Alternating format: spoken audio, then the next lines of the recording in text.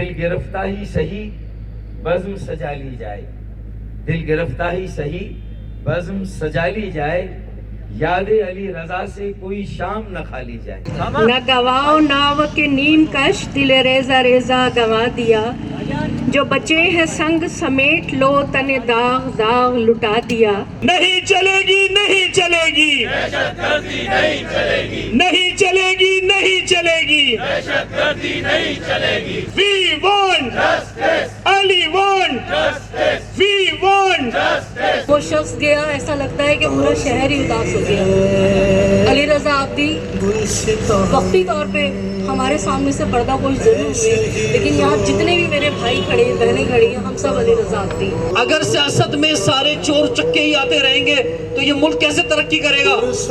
سیاست میں ضرورت علی رضا آبدی جیسے لوگوں کی ہے جو ایک اچھے گھرانے کے پڑھے لکھے نوجوان تھے۔ الفاظ جو ہیں وہ کم پڑ جاتے ہیں۔ علی بھائی جیسے لوگ جو ہیں سیاست میں، سوشل ایکٹیویٹیز میں ہزاروں میں، بہت ہزاروں میں کہوں گی کہ ایک ہوتے ہیں۔ ایک ایسا انسان جو بہت نفیس، شریف، اعلیٰ ظرف سیاستدان اور خدمت خلق کے لیے کوشاں رہنے والا، ہمہ وقت تیار رہنے والا آدمی جو ہم میں نہیں رہا۔ یہ تھریٹ نہیں ہے تو اور کیا ہے؟ ایک عام انسان کے لیے دھمکی ہے، تھریٹ ہے۔ یہ کس کا لہو، یہ کون مرا، حساب دو، جواب دو۔ ہم کب تک مذمت کرتے رہیں گے؟ اب مرمت کا وقت ہے، ہمیں خود سے حساب لینا پڑے گا، مگر اب کی مرتبہ گربان پکڑ کے جواب لیں۔ اب کی مرتبہ ایسا حساب لیں کہ دوسرا کوئی علی رضا آبدی نہ جائے۔ ہم اور آپ یہاں کھڑے ہو کر یا تو ان کے لیے دعا کر سکتے ہیں یا اس قوم کے لیے دعا کر سکتے ہیں۔ تیری دعا سے قضا تو بدل نہیں سکتی۔ لبیک یا حسین، لبیک یا حسین۔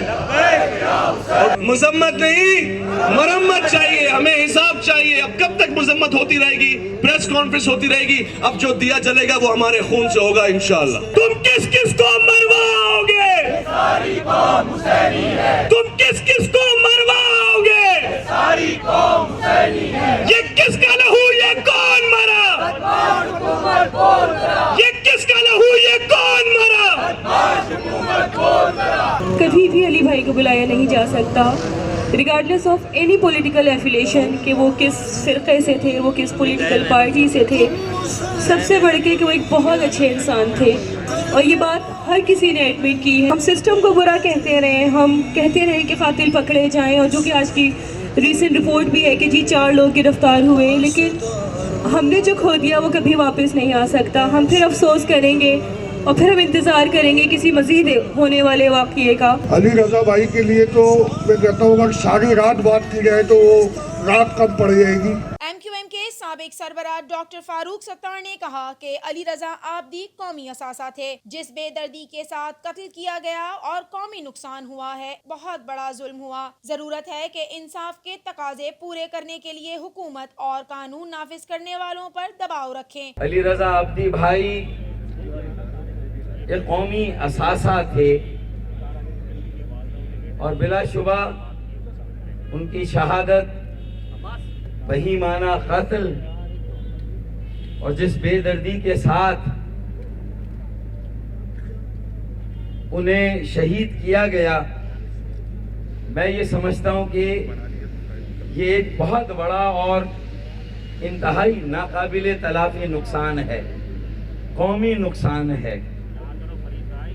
اور یہ ایک فرد، ایک خاندان، ایک جماعت یا ایک شہر کا نہیں،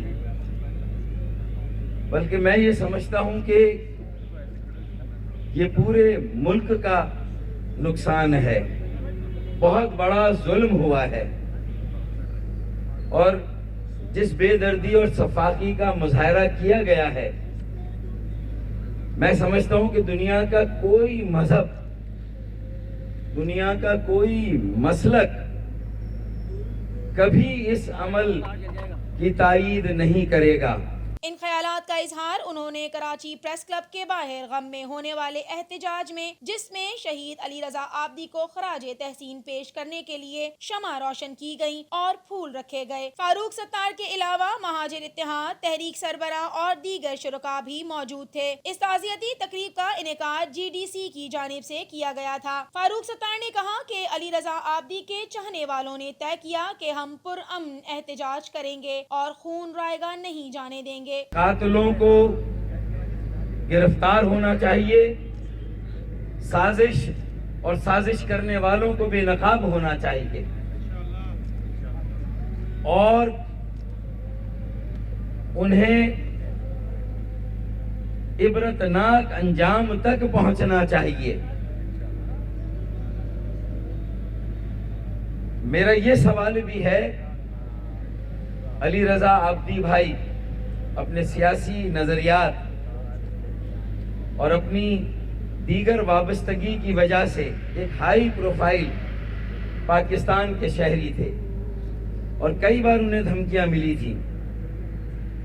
आखिर क्यों उनकी सलामती या उनकी सिक्योरिटी के लिए कोई इंतजाम नहीं किया गया, उसकी कोई फिक्र नहीं की गई। अली रजा आब्दी महाजिरों और मजलूमों की बड़ी यकजहती के कयाम के लिए सरगर्म अमल थे। उनकी कोशिशों को आगे बढ़ाते हुए सबको यकजा करेंगे। मजलूमों और महाजिरों को इज्जत के साथ जीने और मरने का हक दिलाएंगे। सबको यकजा करेंगे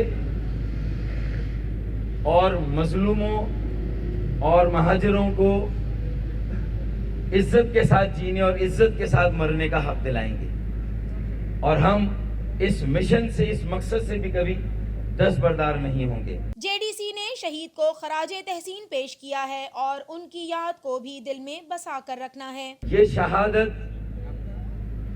मुझे यकीन है कि ये कराची को बदअमनी में झोंकने की साजिश है, लेकिन अली रजा आब्दी के चाहने वालों ने, अली रजा आब्दी के मकसद और मिशन को आगे बढ़ाने वालों ने भी ये तय किया कि हम पुरअमन एहतजाज करेंगे और किसी हाल में उसका खून नाहक जो बहाया गया है उसे किसी हाल में रायगा नहीं जाने देंगे। ये हम सब का अहद है।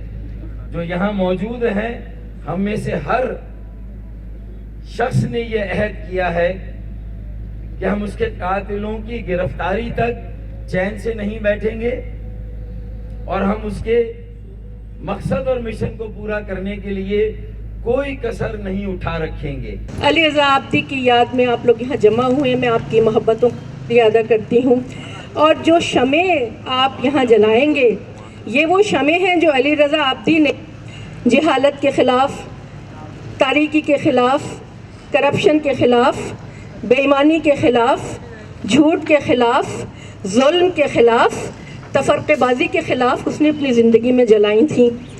और कोई ये ना समझे कि ये शमें बुझ गई हैं, ये शमें मशलें बन चुकी हैं और ये मशलें हम हमेशा ज़िंदा रखेंगे इंशाअल्लाह, हमेशा हम ज़िंदा रखेंगे इनको। और ये ना कोई समझे कि अली रजा आब्दी अगर सामने से चला गया है, किसी को ये नहीं पता है जहाँ में अहले ईमान सूरत खुर्शीद जीते हैं, जहाँ में अहले ईमान सूरत खुर्शीद जीते हैं, इधर डूबे उधर निकले, उधर डूबे इधर निकले।